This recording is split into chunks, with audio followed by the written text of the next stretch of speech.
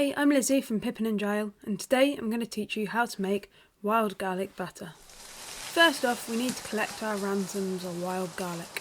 Here I'm picking the leaves. Ideally get this before it flowers. I was a little bit late this year. It's really important when you're picking a wild garlic that you do just pick it one leaf at a time.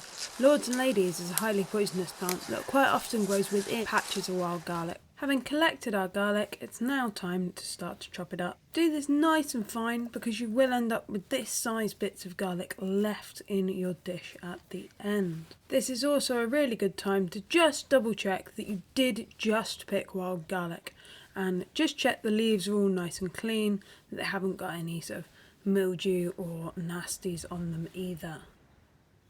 Now that everything's chopped, it is time to start to prepare.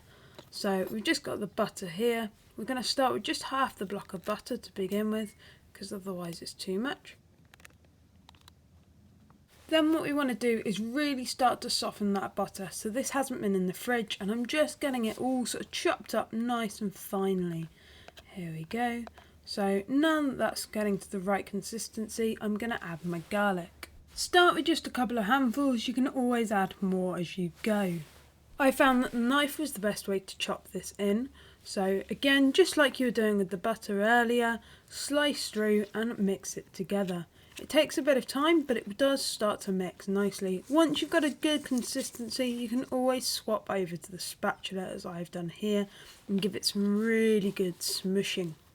Once you're happy with the consistency you achieved, you now want to create a bit of a butter block. So start scraping it back together again.